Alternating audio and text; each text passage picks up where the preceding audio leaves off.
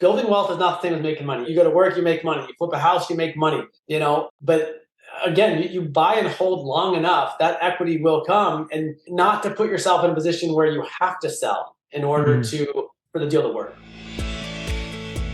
Your network is your net worth. Come listen to some of the most successful people I know share invaluable knowledge, stories, and advice in real estate, business, and beyond.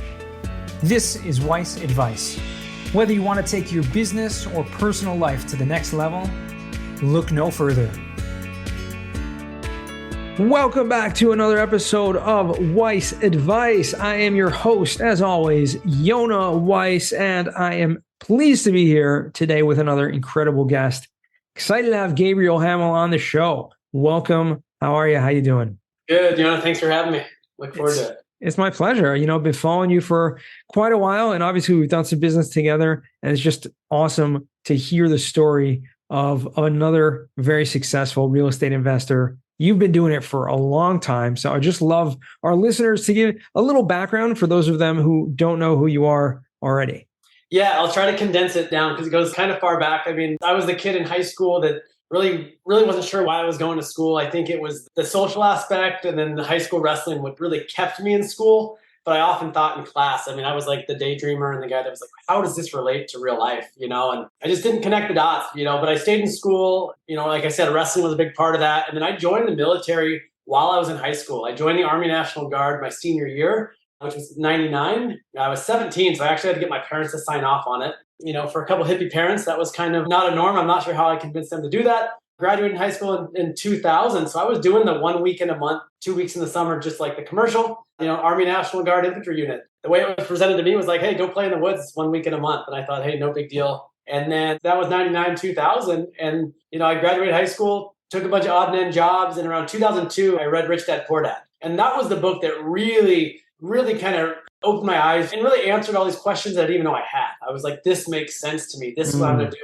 I'm going to create financial freedom in my own life, and I'm going to do that by investing in real estate. And I didn't know how, but I just knew that was my path. And then shortly after that, I got a phone call in 2003, and I was deployed to Kuwait and Iraq for over a year. And so, on the deployment, I constantly told my friends over there, hey, I'm going to come back. I'm going to build this real estate empire. I'm going to be financially. And they're really like, what are you talking about? I was living in my friend's attic for $100 a month. They're like, you don't know what you're talking about. How are you going to do this? I'm like, I don't know, but people do it. I'm going to do it. So really, that was like the first kind of mindset shift was early on. And then I bought my first house in 2005. And back then, banks were giving money to anybody. So I had no job, no money. And the bank gave me a 100% finance loan. I rented out 2 of the rooms. Now they call it house hacking. It just made good financial sense back then. Right. And I did that again in 2006 and 2007. In 2008, I went back to the bank and said, hey, I want to buy another house. And they said, well, sorry, you don't qualify. I said, but I have 3 houses. I paid my mortgage on time every month, never been late. And they said,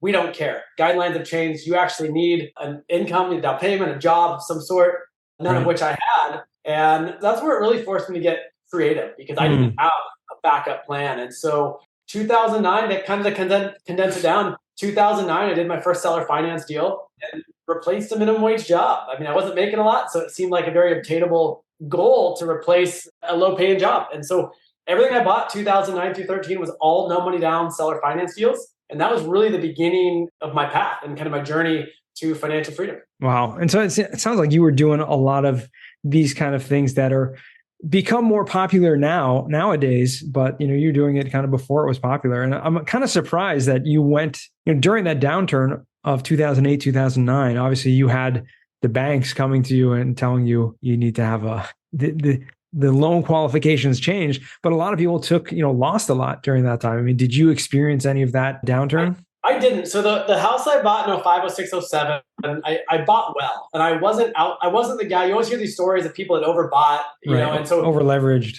Yeah. They were 100% leveraged, but I bought homes that the mortgage was still lower than what I thought I could rent it out for in the future. Right. And so I felt very comfortable going, hey, I'm going to buy a house. In fact, it was so easy at the beginning. I thought, oh my gosh, I'm just going to go to the bank once a year for the next 20 years. And 20 years, I'm going to have 20 houses. And this is easy. That's awesome. Yeah, I felt fortunate in 2008 because I was forced to get creative. And then I, was able to build up my entire portfolio with no and low money down deals. And back then, my only criteria was it had to be cash flow positive. And so it gave me an opportunity to learn by doing. And so I feel very fortunate for that time. At that point in 2009, you said that's when you started doing the seller financing and got more into commercial and multifamily and that type of stuff. Have you still invested since then in any type of single family properties, or did you completely shift your business plan at that point? Yeah, so everything '09 through 13 was small multifamily and smaller apartment complexes. And really my only criteria, as I mentioned, was it had to be cash flow positive. I didn't know that much. I just knew, hey, here's the money coming in historically. I would ask for the seller's schedule these. I'd say, all right, here's the money coming in. Here's my expenses. Because it's a no money down deal, it's an infinite return model. Mm-hmm. I had no plan B. And so back then I was like, hey, worst case scenario, I give these properties, none of which I ever had to do. But I thought my worst case scenario was it was far less risky than not doing the deal. Sure. I mean, it was a matter of I'm going to buy some assets, I'm going to buy real estate, or I'm not. And so I just felt completely fearless and had felt like I had nothing to lose because I really didn't have anything to lose at that point. It's it's changed as the years have gone on. I mean, I've shifted into the mobile home park space and the triple net commercial space. And so it's changed throughout the years, but the fundamentals of investing really haven't changed. I've just keep trying to continually learn and continually take action. That's awesome. And it just goes to show you, and I don't mean to, be offensive in any way whatsoever. That's not the intention of this, but you don't have to be, super smart and a brain surgeon to be successful in real estate. Not saying that you're not. I'm just saying these are simple strategies. You're buying a property. It makes sense. You're able to convince sellers, negotiate to get it seller financed, to do things that you're making money cash flow positive from day one. That's not too difficult for anyone to figure out how to do that. The question is just taking action. And I think maybe I'm wrong, but I think your military background and that initiative that you have of just, taking action really did give you some of that propulsion to get it done. Yeah, I think that helps. I mean, I'm not offended at all. I think that's actually why Rich Dad Poor Dad, like why I connected with that, because it was in such simple terms. Right. High school, they're talking about all these things of like what am I going to use that for? And they're like, well, if you want to go to college, I'm like, what if I don't want to go to college? Which I never did go, right? But I think Rich Dad Poor Dad, it kept it so simple. So like I kept it simple because that's what I knew. It was here's an asset, here's a liability. I'm going to buy assets. Mm-hmm. I'm going to buy assets that cash flow. Like I don't like to overcomplicate things, and even to this day, it's as the deals get more sophisticated, I still try not to overcomplicate investing as a whole. Yeah. And did you bring in any investors at any point early on or even at all at this point? Because it sounds like a lot of the deals you were doing were just you're buying seller finance. You don't need to bring on investors. You're not necessarily putting a lot of money down. Yeah, I've never raised capital. I've partnered on a few deals, but none of that early stuff I partnered on at all. Several years in, around 2014, 2015, I was buying and holding everything. I met a guy that was flipping a bunch of stuff. We had a mutual friend. We bought some stuff together, stuff that I wouldn't have bought on my own. I had a lot of natural deal flow just from organic conversations and relationships. And he was a guy that would, could transform a property. And so we've had a small partnership and held a few things together, and I've had a couple other partnerships throughout the years, but a lot of it's just been on my own. And to this day, every deal I can trace back to a conversation or relationship. I've never done any kind of marketing or sending out flyers or auto text or calls. It's all just been true, like genuine networking. And that just fits my personality. And so to me, it never feels like work. That's amazing. I love it. And you're based in Oregon, right? I am, yeah. So is that where the majority of your real estate is as well, or are you investing out of state? Yeah, it's a mix. So the majority of my stuff's in Oregon. A lot of the original stuff was just kind of in my backyard, within 15, 20 minutes of where I live. Mm-hmm. And then I started buying mobile home parks kind of throughout Oregon, some on the coast, some south of me. I have great property managers down there. I have a park in Idaho. And as I've shifted into commercial, I've looked into some other locations. I have some stuff in Indiana. I'm in contract on a property in Iowa City. So as my network has grown and I'm looking for larger deals with better returns, I've definitely branched out a little bit with where I'm investing. That's awesome. Tell me how you found the mobile home park. And it seems like a totally different business model than multifamily. I mean, I could be wrong. Obviously, it's slightly different, but how did you first, find out about that, or was a deal presented to you? I mean, where did you go into that space? Yeah, I was really just looking for return, like good return and deals. And I just felt that, so I bought my first park, I think it was 2018 or 2018, 19, something like that in there. But as I was looking in the multifamily space, I felt like cap rates were being condensed down to nothing. I felt like there was a lot of competition, not that there hasn't been in the mobile home park space, because there has been also these last couple of years. But I feel like the returns are being condensed down to nothing. I watched a lot of people just making crazy cash offers where I'm looking at this going, these numbers don't make sense. And so I started looking at where can I get returns? Because a lot of my initial criteria outside of that initial, hey, the property needs the cash flow, I was looking at just poorly managed and under-rented properties. And the mobile home park space really fit that model of, poorly managed, under-rented, tired owners. And so again, I just started networking. I literally went on LoopNet, not that that's a great place to find properties, but I looked up every mobile home park listing, and a lot of them had the financials available. And I just started learning. And then I reached out to a lot of those brokers, ended up on a lot of their lists. And so I had an apartment broker just sending me like A-class, low cap rate stuff in Portland in the city. And every time they sent me an email, I would say, what I'm really looking for is a mobile home park. And that probably happened 5-6 times. Every time I get an email, what I'm really looking for is mobile home parks. And so they got an in-house listing. They remembered me because I kept bugging them about, hey, I'm looking for a mobile home park. And because I had looked at a lot of deals, I knew it was a great purchase. And that wasn't their expertise. So I got a great price on that. And then I just started telling people, like, I'm really focused in the mobile home park space. The second park was a developer in town that I reached out to a decade before just because I admired the stuff he was building. And a decade later, that led to him selling me one of his mobile home parks, which I never even knew he had until I told him what I was looking for. So you just never know. And that just goes back to what you're saying about just the networking and just keeping those relationships open and keeping them in tune with what you're working on currently, because you can shift at any point. And it's just important I love how you responded to brokers. I think that's a really important note. Anyone who's out there who's on email lists or things like that, you're getting an e-blast. It's not necessarily a personalized email to you from a broker, but how many people do you actually think respond to those e-blasts? Very few. I've spoken to a lot of brokers. Yeah, not a lot of people. But if you are the one that actually responds to that, you will stand out, regardless of what you say in the response. I mean, take me off your list, right? No, not that, but responding, thanks for this, but I'm actually looking for X, Y, or Z. I think it's a great way for them to stand out. Brokers, especially nowadays, are, for the first time in a couple of years, are actually, and was the case years ago as well, but now they're looking for, not only deal flow, but they're looking for active buyers. And so, yeah, if you can differentiate yourself by just standing out, I think that's just a huge piece of advice right there. So we'll chalk that up to Weiss advice for the day on that, on that note. Love that. And what would you say for someone, I mean, you've done, actually, I did want to go back to ask you about your first properties that you did get. Were you using the VA loans at that point? Yeah, it's a good question. On the first one, I did not. I didn't use a VA loan for a while. So the first one was like an 80-20 ninja loan. So it was an 80% loan and a 20% loan from two different mortgage companies, essentially making up 100% financing. I lived in that a year. The first time I used the VA loan, it was my third property. And then once I moved from there, I ended up refinancing into a VA loan in my personal residence. So. Very cool. That's awesome. And a lot of people don't even know that exists. So if you, or your spouse was a veteran of any kind or active duty, there's so many, things available for you. And the VA loan is one of those that just can help you, especially if you're doing something like house hacking or something like that, can actually help you get started really easy with no or very little money down. Oh, absolutely. Absolutely. Even with rates, sure, rates aren't so great right now in comparison to what they were the past few years. But if it's zero money down, it's still pretty good. You still get a good deal. Exactly. Awesome. So, I mean, has the mobile home park become more of your active space right now? Or are you still buying multifamily properties? You mentioned, kind of alluded to some single tenant net lease and those kind of things, triple net properties. Yeah, it's kind of in both. So I own 9 parks right now. 8 of them are long-term, like true mobile home parks, long-term tenants, almost all tenant-owned homes.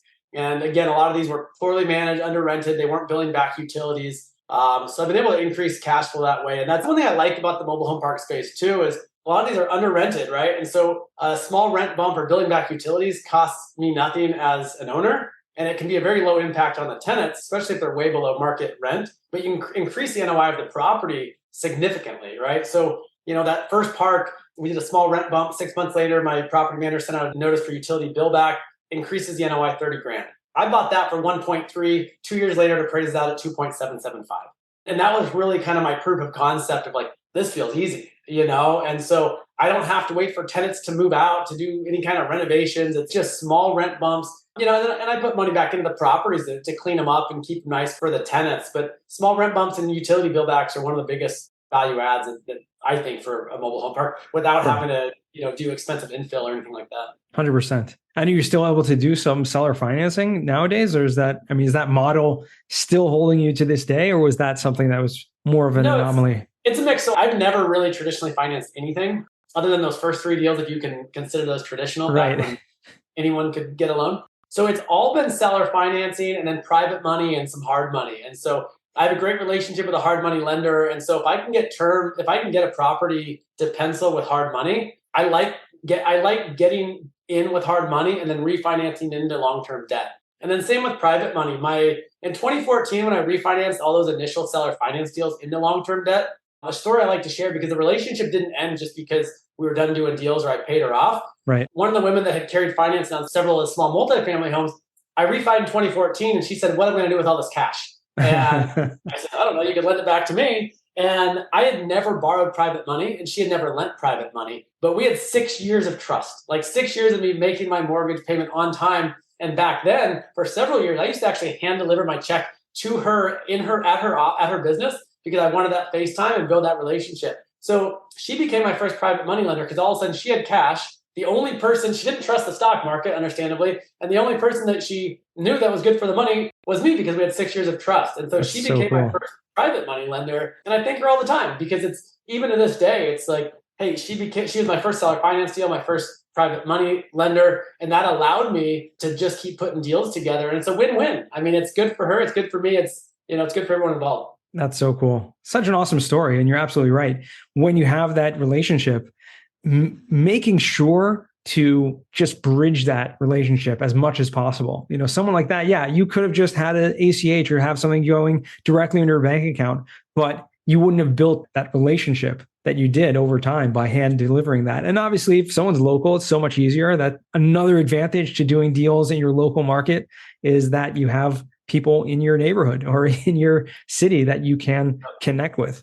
I just try to look at it in general as a relationship business and less transactional. And I think with seller financing in particular, or even if it's not, even with that first mobile home park, I went and walked the property and the owners happened to be there. And I found out that they got a cash offer, 15 grand more than I had put in there. But they said, "Hey, we like this guy. We think we'll take care of he'll take care of the park. We've owned this for 40 something years." And so, I didn't do anything special. I just walked around the park with them and listened and asked them really basic questions. And they shared all these stories, some that were not even relevant to the park. But it was just focused on, it wasn't like, "Hey, sign this contract," or "Here, take it or leave it." It was just a human to human interaction. And I think people are people, and they appreciate that. Especially when you're dealing with, what we call mom and pop owners in this industry. It's so true. They want more than anything just the relationship. Sure, some people may be looking for more money, but when you're dealing with people who have owned a property for so long, they have an emotional connection to it.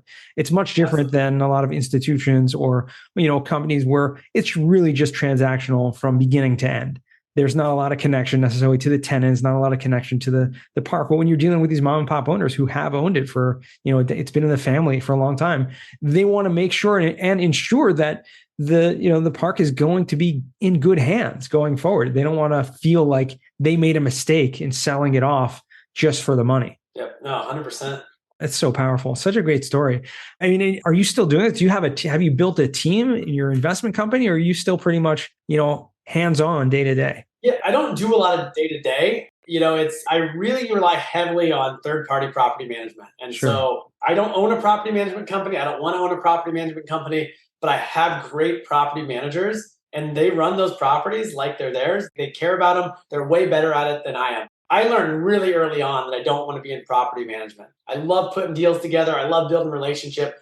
I have no interest in having a property management company, but the property managers I do have, they're great at what they do. And so, the biggest thing is a lot of people know how to manage a property, but they also have to be good with people too. And I have property managers that are good with people and they're great to the tenant. And that's a super valuable thing to have, I think. Sure, 100%. And you don't have to have your own in-house property management company. I mean, even if you have a large real estate portfolio, you have to have those team members. And I love the fact that you're able to have a great portfolio, have a lot of these properties that you own for a long time. They're not transactional. These aren't syndications where you're just taking a small portion. You actually own everything. And so you walk away with a lot more equity, a lot more on your balance sheet, which is not as common. I think people, I don't know why it is. Maybe people, it's not possible to do deals on their own or just don't have the confidence to do so? I mean, you started early and just been going on. I mean, what would you say to that?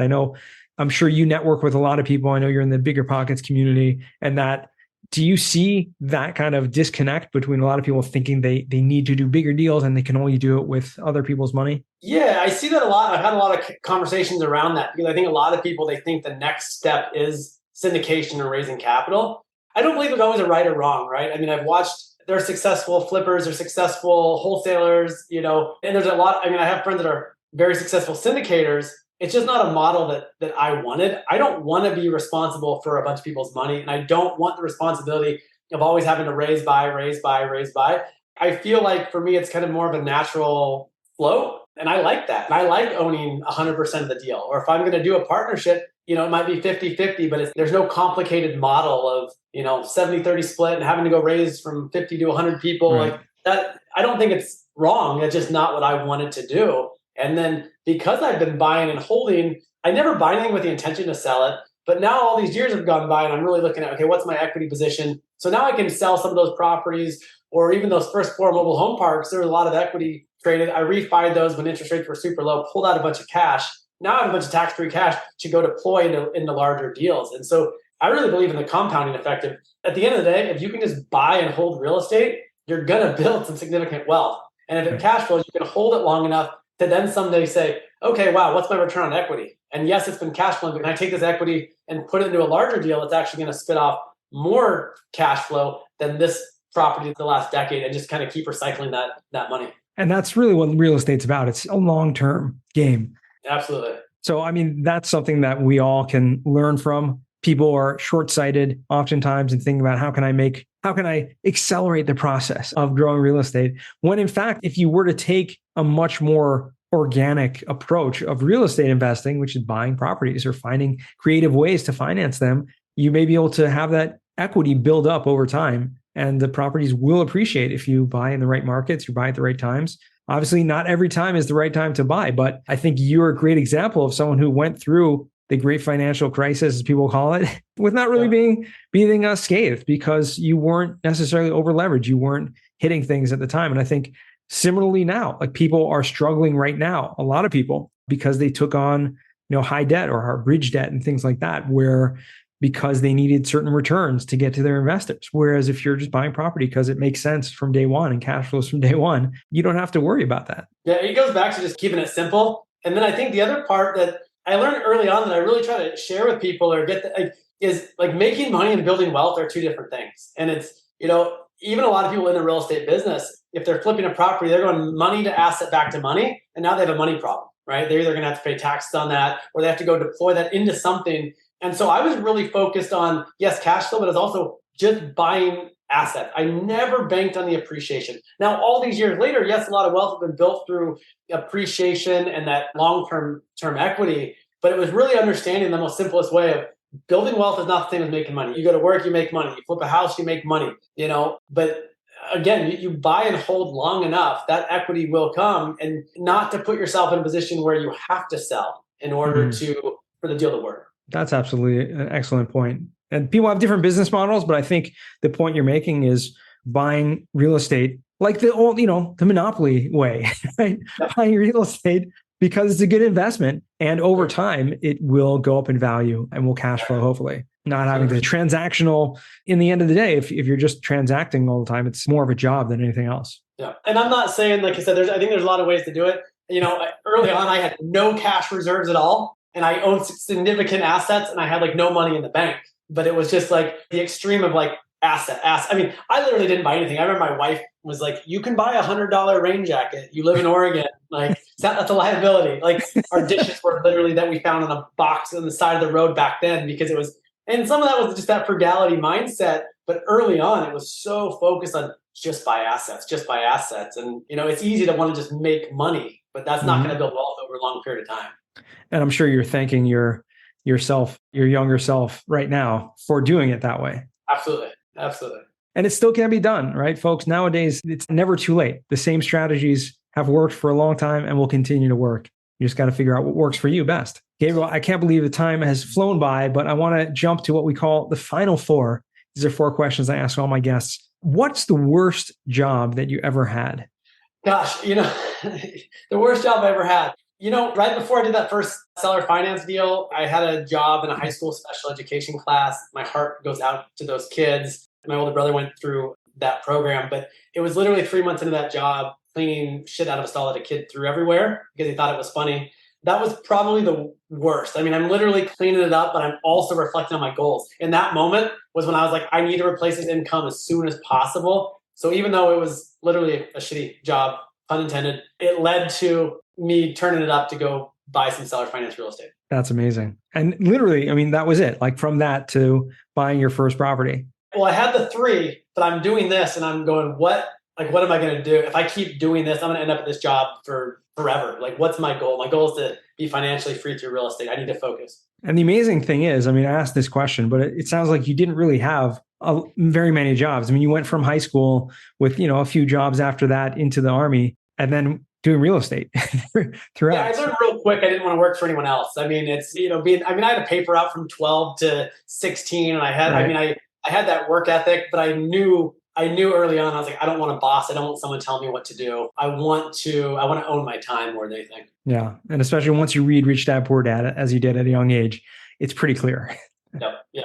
Second question, what's a book you've read that's given you a paradigm shift? Yeah, I mean, I've mentioned like 100 times already, like Rich Dad Poor Dad, and a lot of those, that was kind of my early stuff, the cash flow quadrant, Retire Young, Retire Rich. That was a lot of them. There's so many books. I mean, 4-Hour Work Week was super impactful. How to Win Friends and Influence People. I mean, very impactful. A lot of the, just kind of the original, some of those originals. I mean, you're just rattling off our top 10 list over here. So what people mentioned. But that's awesome. Awesome. Okay. So third question we're going to ask is, what's a skill or talent that you would like to learn? Yeah, I want to learn to kiteboard. I've taken 2 lessons. I had the opportunity to go to Richard Branson's island on Necker Island last year, and I took a couple kiteboarding lessons. Coolest place to learn. I had a beach lesson and a water lesson and never actually got on the board. So I want to actually get on the board in the water and in the air. Wow. So what is that exactly? Kiteboard? I don't think I've ever seen that. You're like attached to a kite? You're attached to a kite and you're on a board in the water. Wow. And they do it over here in the Pacific Northwest and the Columbia in the summertime, much colder water than the Virgin Islands. So. Yeah, for sure. Wow. Okay. It sounds like fun. If you can get out to the Virgin Islands, that'd be a better place to do it. I mean, you see guys, there was when we were in Maui, there's guys getting like probably 40 feet in the air on these things. They make it look easy. I mean, you got to learn how to control the kite first. And I didn't get that down. So I want to be able to like actually do it. That's cool. Wow. Amazing. Okay. So fourth and final question is, what does success mean to you? Yeah, success, I think at the end of the day, it's being happy. The wealth, is it's a part of it, but to me, it's happiness. And I don't think that any level of wealth necessarily equates to happiness. And so, to me, it's just the biggest contributor to happiness in my life has been gratitude. And so just focus on gratitude and then, health and wealth and family outside of that. Love that. That's really, the ultimate definition. I think people get too caught up, not people on this show and not our listeners, hopefully, if they've been listening long enough, because we rarely have anyone give any sort of definition about, financial levels of success of whatever that might mean. It's really about family, about time, freedom, about all the things that you mentioned. And so appreciate your perspective and really great to hear some great stories and learn more about your business model. Where can our listeners find you or reach out to you if they want to? Yeah, Instagram is the best way to find me, Gabriel R. Hamel. I'm off and on active on there, but I'm on there. So that's the best way to reach me. All right. And watch out for those fake accounts, because anyone that has a following large enough has some imposters. Yeah, always flattered. You're like, you made it when there's a fake account for you, right? Yeah, until they're trying to scam some of your friends. But awesome. No, I'm trying to trade crypto with you or anything. I know, right? You think people would know better, but it still happens. Yeah. Well, it's really been a pleasure. Thanks so much for taking the time out today and joining us and sharing a little bit more about your journey and some of the advice that we've definitely taken from your story. Appreciate it. Thanks for having me on, Jonah. All right, awesome. And to our listeners, thank you again for listening once again all the way to the end. And remember, until next time, the best advice comes only when you ask. Real quick, I have one question for you. Did you like this episode? If you did, I want to ask you a huge favor. See, the biggest thing that helps this podcast grow and that will spread this message to the whole world is that if you leave a review, a rating, and subscribe to the podcast. What that does is it basically tells the platforms that this podcast is out on is that you like my stuff and I'm doing something right. So take a few seconds out of your day, hit that subscribe button, leave a rating or review. I would be extremely grateful. Also, I want to hear from you guys. So I want to hear some feedback. If you have any questions for future episodes, please find me on LinkedIn, send me a DM, a connection request, Yona Weiss, and I'd love to hear from you.